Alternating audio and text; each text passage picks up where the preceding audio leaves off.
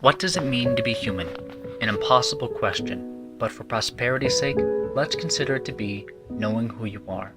If you do not, then it is the desire to know who you are. Knowing who you are in this world is knowing who you are in society. For Edna in The Awakening, this was an unobtainable goal and would lead to her suicide. Still, she held on to what she had. I would give up the unessential. I would give my money. I would give my life for my children. But I would not give myself. Edna saw those who go along with society as fools, but she was a greater fool because she could not accept society. Mademoiselle Reisz could, and was better off for it. You could say that she saw the separation between herself and her societal self, following Juan Ramon, who in his poem states, "I am not I am this one, walking beside me, whom I do not see, whom at times I manage to visit, and whom at other times I forget, who remains calm and silent while I talk, and forgives gently when I hate, who walks where I am not, and who will remain standing when I die." The poem basically states that who the world sees you as is not who you are, it is your societal self, but that version of you will outlive yourself.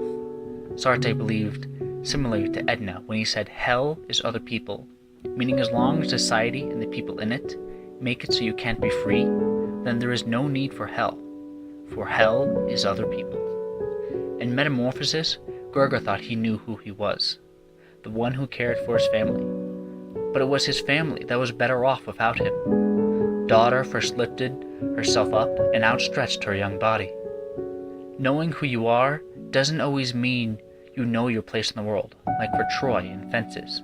He knew who he was, a baseball player, yet the world didn't accept that, and despite how good he was, he couldn't make a life out of it because of the times, leading him to try and change who his son was.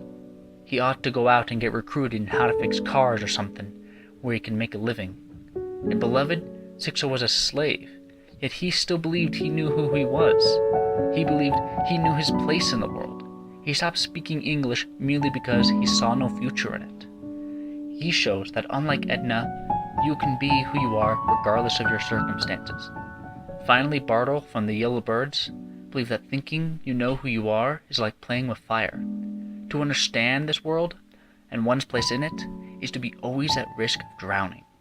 He thought knowing who you are wasn't so simple and couldn't be easily done. Knowing who you are in this world is a foolish belief, but desiring to know who you are is something innately human.